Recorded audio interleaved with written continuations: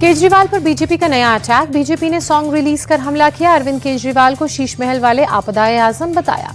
Delhi BJP अध्यक्ष वीरेंद्र सचदेवा ने केजरीवाल पर साधा निशाना। कहा केजरीवाल ने दिल्ली को लूटा, जनता अब इस आपदा से मुक्ति चाहती है। वीरेंद्र सचदेवा ने केजरीवाल को आपदा वाला आजम कहा। बोले केजरीवाल ने दिल्ली को लूटकर शीश महल बनाया। ये शीश महल दिल्ली के लिए कलंक है। दिल्ली में पॉलिटिकल पोस्टर वार जारी। आपने बीजेपी के खिलाफ जारी किया पोस्टर। रमेश पिधूड़ी को बताया बीजेपी का गालीबाज सीएम चेहरा। आपने एक और पोस्टर जारी किया। एक तरफ कांग्रेस बीजेपी के नेता, दूसरी तरफ केजरीवाल की फोटो लगाई। लिखा एक तरफ निकम्मों की कतार, दूसरी ओर अकेला खड़ा ईमानदार। दिल्ली विधानसभा चुनाव को लेकर आज गृह मंत्री अमित शाह बड़ी बैठक करेंगे। झुग्गियों के प्रधानों के साथ बैठक। दिल्ली के करीब 3000 झुग्गी झोपड़ियों के प्रधानों के साथ सीधा संवाद गृह मंत्री अमित शाह करेंगे। जवाहरलाल नेहरू स्टेडियम में मुलाकात का कार्यक्रम। दिल्ली विधानसभा चुनाव के लिए बीजेपी की दूसरी सूची आ सकती है। पार्टी की केंद्रीय चुनाव समिति की बैठक में हुआ उम्मीदवारों के नामों पर मंथन। सूत्रों के मुताबिक बची हुई सभी 41 सीटों को लेकर चर्चा। अधिकांश सीटों पर नाम तय हो चुके हैं। 6 सीटों पर अभी नहीं हुए हैं नाम फाइनल। बीजेपी मुख्यालय में सीईसी की बैठक में पीएम मोदी, अमित शाह, जेपी नड्डा, राजनाथ सिंह भी शामिल। प्रधानमंत्री ने बीजेपी नेताओं को ज्यादा मेहनत के लिए सुझाव दिया।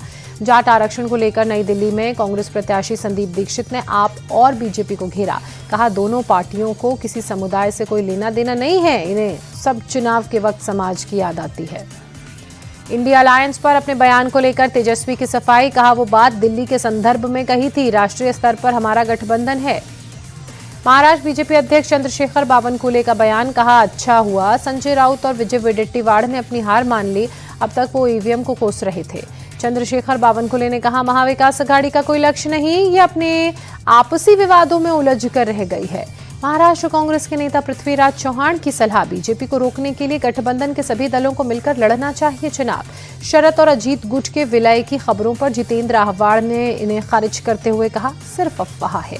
पंजाब में शिरोमणि अकाली दल की वर्किंग कमेटी की बैठक। सुखबीर बादल को अध्यक्ष पद से इस्तीफे पर मंजूरी। 16 नवंबर को सुखबीर बादल ने दिया था इस्तीफा स्वीकार होने पर सुखबीर बादल ने वर्किंग कमेटी का आभार जताते हुए कहा अपने कार्यकाल में पार्टी के लिए जो कुछ भी संभव हो पाया मैंने वो किया।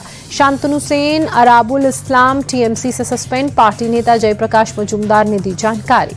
बीजेपी नेता शुभेंदु अधिकारी ने मौलाना इमरान हुसैन सिराज का भड़काऊ बयान शेयर किया।